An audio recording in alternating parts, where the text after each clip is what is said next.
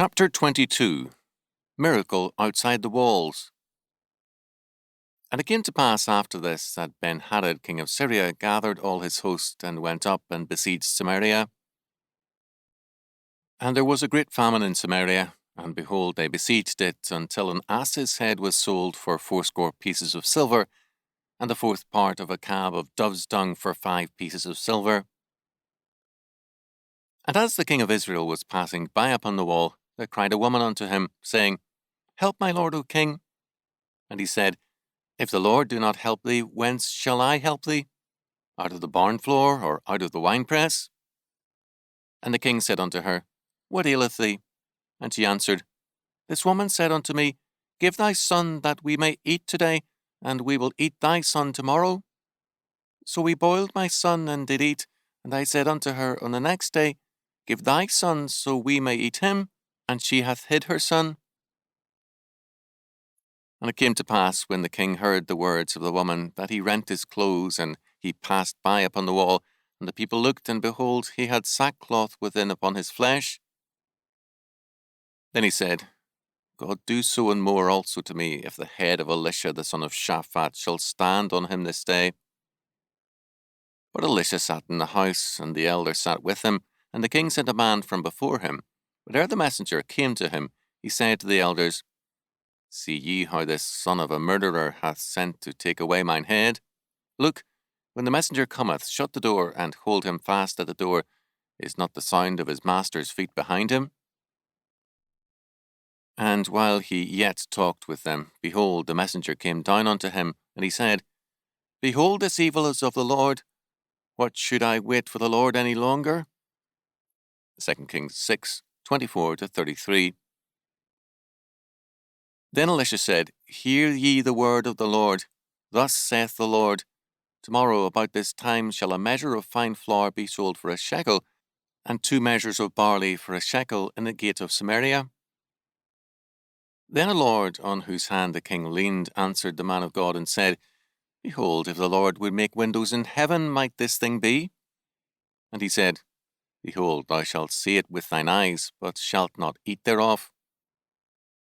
And there were 4 leprous men at the entering in of the gate, and they said one to another, Why sit we here until we die?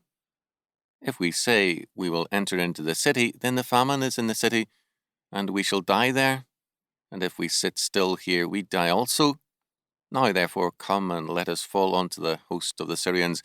If they save us alive, we shall live, and if they kill us, we shall but die. And they rose up in the twilight to go unto the camp of the Syrians. And when they were come to the uttermost part of the camp of Syria, behold, there was no man there. For the Lord had made the host of the Syrians to hear a noise of chariots and a noise of horses, even the noise of a great host.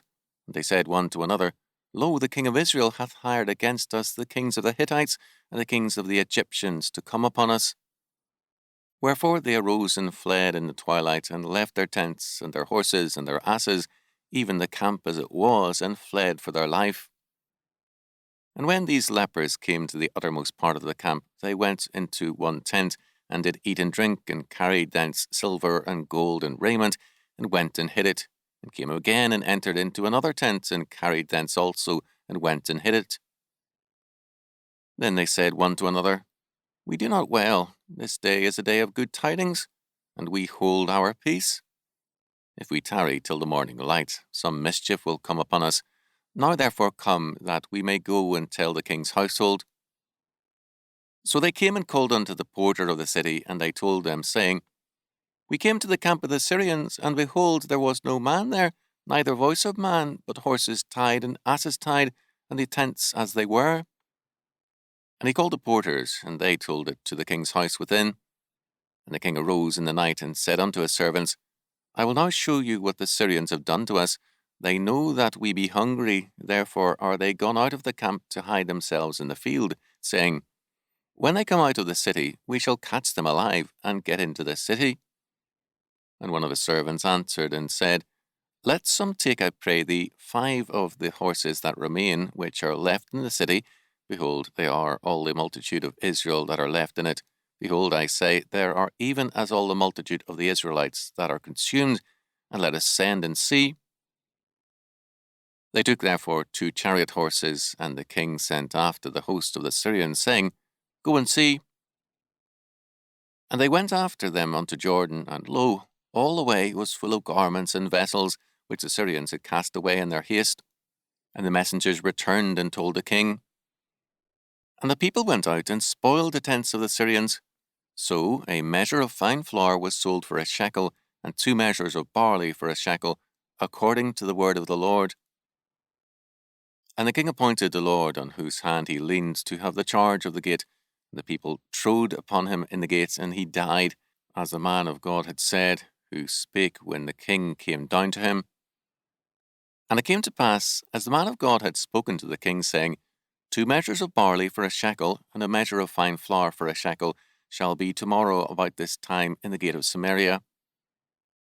And that Lord answered the man of God, and said, Now behold, if the Lord should make windows in heaven, might such a thing be? And he said, Behold, thou shalt see it with thine eyes, but shalt not eat thereof. And so it fell unto him, for the people trode upon him in the gates, and he died. 2 Kings 7, 1-20. The siege of Samaria was a grim one. The sieges of all cities from antiquity through the siege of Paris in the Franco-Prussian War have been ugly tales of famine, cannibalism, and the erosion of civilized behavior. The horrors of sieges soon reveal how real men's faith is. Too often, the niceties of civilized behavior give way to rampant evil. In Scripture, judgments are the prelude to salvation, if the judged repent of their apostasy. If men are ready to learn from judgment, salvation follows. If not, then reprobation ensues. In judgment, God gives men and nations another opportunity.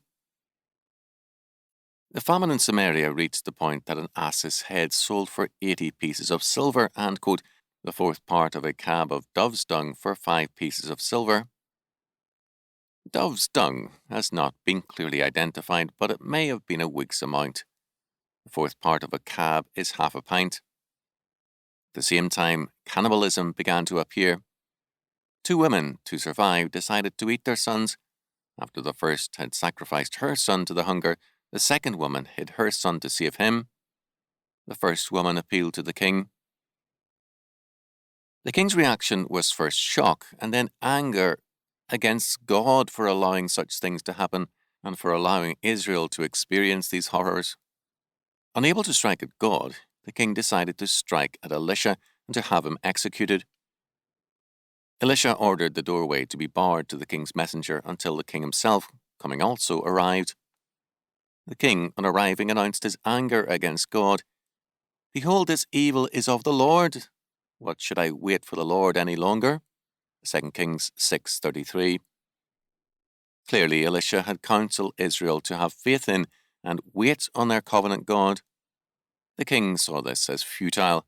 God was worthless to him if God refused to spare him judgment. Elisha then prophesied that in about 24 hours, a measure of fine flour and 2 measures of barley would be sold in the gate of Samaria for a shekel each. Given the situation, this seemed to be a ridiculous statement. A lord next to the king commented sarcastically, Behold, if the Lord would make windows in heaven, might this thing be? Elisha answered, Behold, thou shalt see it with thine eyes, but shalt not eat thereof. 2 Kings 7:2. That evening, 4 starving lepers outside the gate decided to beg food of the Syrians.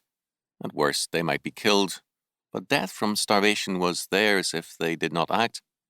At best, some food might be tossed their way. Going to the Syrian camp, they found it abandoned. God had, during the night, caused the Syrian army to hear the approaching sounds of a vast army, and the Syrians, assuming that both Hittites and Egyptians had come to Israel's rescue, abandoned camp and fled in terror.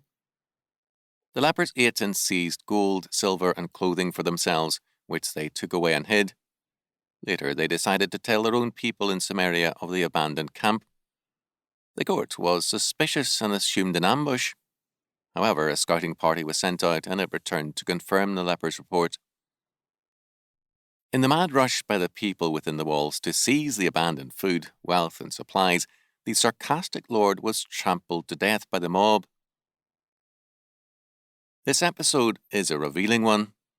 In the horrors of the siege, the curses of the law in Leviticus 26:29 and Deuteronomy 28:53 and 57 had been literally fulfilled. The king, Joram, Ahab's son, did not recognize the judgment as one which was deserved, nor did he turn to the course of obedience to gain God's blessing. Rather, he turned all the more against God.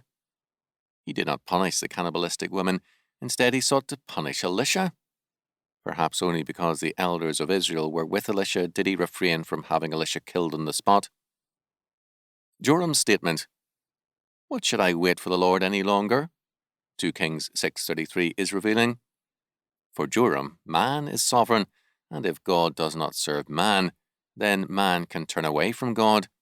God must deserve man's allegiance and worship in Joram's thinking. The doubting Lord was trampled underfoot.